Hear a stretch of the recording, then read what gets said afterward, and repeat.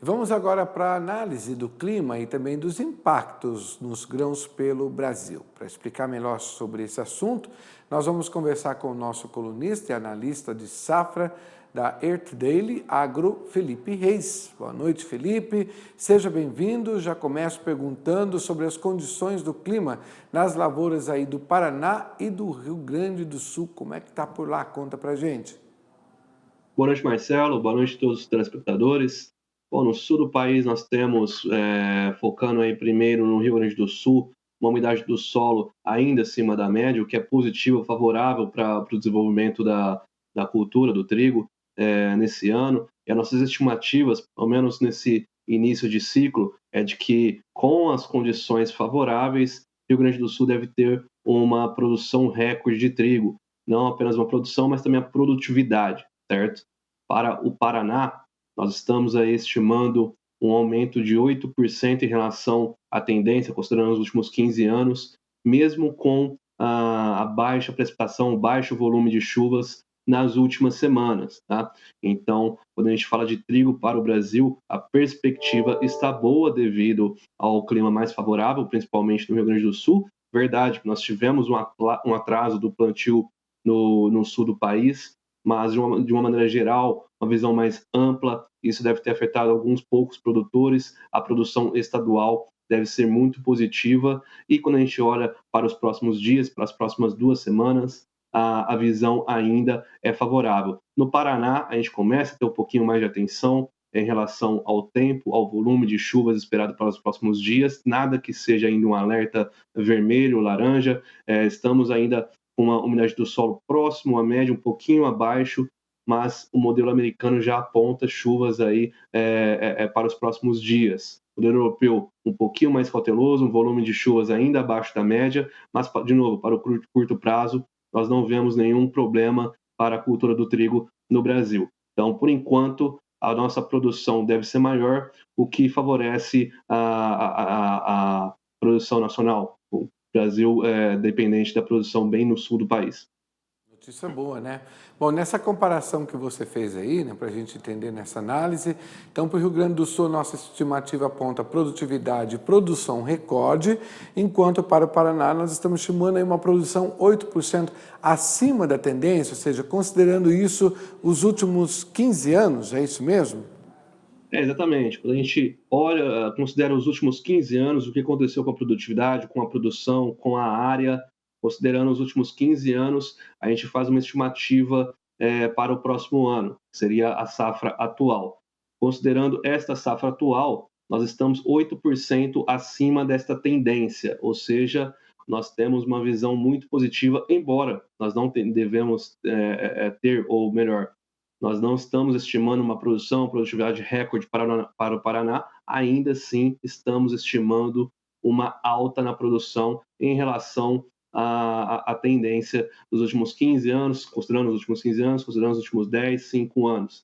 Ou seja, o Brasil vai ter uma menor dependência de importação do trigo nesse ano, o que é positivo, porque quando a gente olha para outros países, grandes produtores, na Argentina, nós temos um clima seco, as chuvas voltaram, mas ainda em volumes insuficientes para recuperar a boa condição das lavouras. Na Europa tem todo o conflito entre Rússia e Ucrânia, que tem diminuído bastante a produção na Ucrânia, a seca e as altas temperaturas afetando a produção dos países europeus. Então, essa é uma notícia muito boa para o Brasil em relação à produção brasileira, claro. Vai ter que aumentar aí o aspecto da produção, né? A gente sabe que lá no Rio Grande do Sul é quem lidera essa estimativa, né, da safra, principalmente de trigo, mas a gente tem outras áreas também que estão crescendo aqui pelo país, né, Felipe? Por exemplo, aqui no Centro-Oeste, ali pelo estado de Goiás, a gente tem produção que está aumentando para cá também. Olha que o clima para cá é quente e o produto está conseguindo se adaptar, que é o trigo, né? Você acredita que esses aumentos de área, a expectativa de aumentar a nossa produção, nos torna aí um pouco menos independentes, por exemplo, da Argentina? Com certeza. Hoje nós temos o Paraná, em seguida o Rio Grande do Sul, como os grandes players aqui no Brasil, mas São Paulo também já vem considerando uma boa parte, quase 10% vem aí de São Paulo. Goiás também tem aumentado graças ao avanço tecnológico. Isso é uma notícia muito boa e conforme nós formos conseguindo desenvolver a cultura em outras regiões, isso deve aumentar a nossa independência em relação a outros países, em especial os países vizinhos. Claro que ainda temos muito chão pela frente, com certeza uma notícia muito boa, e quando a gente olha para os próximos anos, para o futuro, essa é a tendência. O Brasil, lembrando, celeiro do mundo, ele deve investir, e já vem investindo há muito tempo, em novas tecnologias, a fim de aumentar a produção agropecuária do país. Claro que a gente ainda tem muito pela frente, mas esse é um movimento que, quando a gente olha para as últimas décadas, isso é natural que venha a ocorrer em um passo para reduzir a dependência de importação de trigo pelo Brasil, e isso deve aumentar aí a participação do Brasil no combate à fome mundial. Felipe, vamos falar um pouquinho do milho agora, para a gente entender como é que estão as condições aí desse grão frente aí às outras regiões produtoras, né? Mas vamos primeiro para o Brasil, antes da gente repercutir um pouco a questão da Europa, Estados Unidos e Ucrânia. Ali para o lado de Sorriso, no Mato Grosso, Sinop, a gente tem bastante produção. O clima por lá também é quente, produtores enfrentaram também problemas, né, com relação a pragas, principalmente quando o clima está muito quente ali. Como é que a gente tem, olhando para o mercado, né, e olhando também para o clima, principalmente, como é que estão as condições de produção ali para aquela região, voltando um pouquinho mais ali para o interior do Mato Grosso, para Sorriso, onde a gente tem muita produção de milho?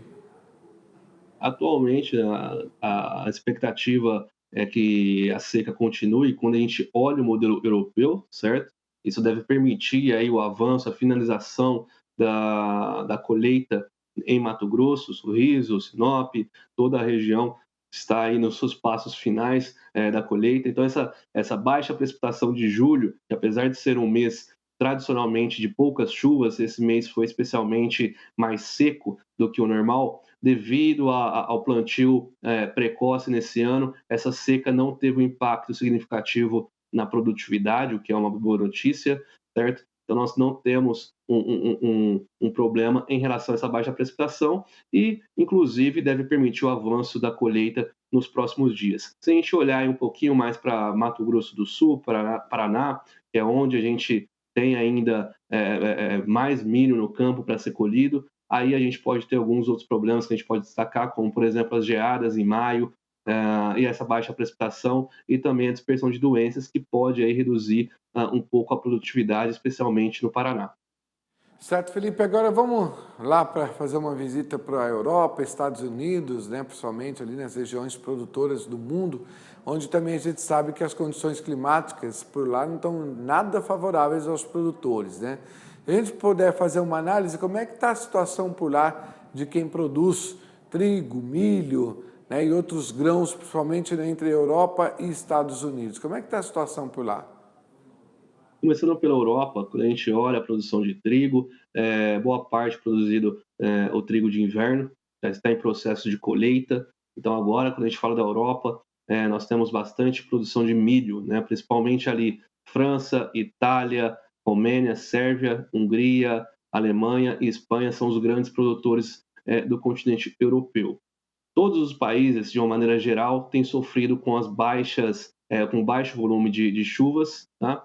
E com as altas temperaturas, com exceção da Espanha, que não deve ter uma queda muito grande, pelo menos por enquanto, na nossa estimativa, está uma queda abaixo de 10% da produtividade, e também da Bulgária. Todos os outros países, pelo menos os grandes produtores, devem ter uma redução acima de 15% da produtividade em relação à tendência dos últimos 15 anos. Tá? Alguns países em especial, como por exemplo a Romênia e a Itália, podem ter uma quebra de 30% de sua produtividade. Isso deve reduzir significativamente a produção e a oferta mundial de milho.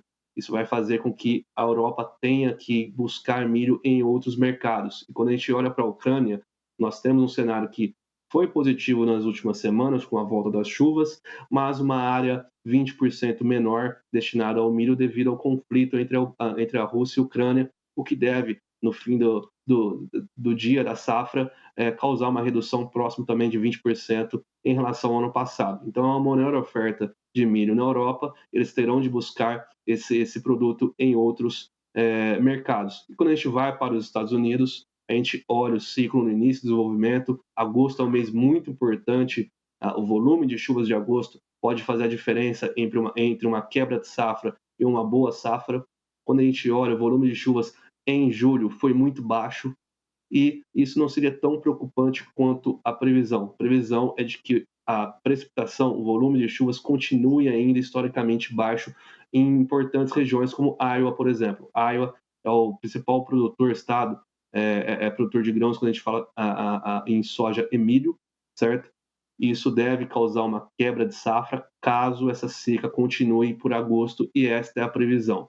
Para Illinois, Indiana e Ohio, o leste do cinturão do milho, cinturão agrícola, nós temos melhores condições, porém precisamos de mais chuvas também na região centro, centro-oeste e nordeste do cinturão agrícola, cinturão do milho dos Estados Unidos. Caso contrário, a gente pode ter uma safra ruim dos Estados Unidos e isso faz com que os preços permaneçam altos. Muito bem, Felipe. Muito obrigado aí pela sua análise. Vamos continuar acompanhando, né, os próximos dias, principalmente com essas temperaturas tão altas, né, que estão lá nos Estados Unidos, na Europa e aqui no Brasil também, algumas regiões já chegando a atingir a 38 graus, como por exemplo lá no Mato Grosso. E as temperaturas por aqui também é o inverno mais quente que a gente já pode considerar, né? Obrigado, Felipe, pela sua participação aqui conosco. Uma boa noite. Até a próxima quarta-feira. Obrigado, Marcelo. Até a próxima semana.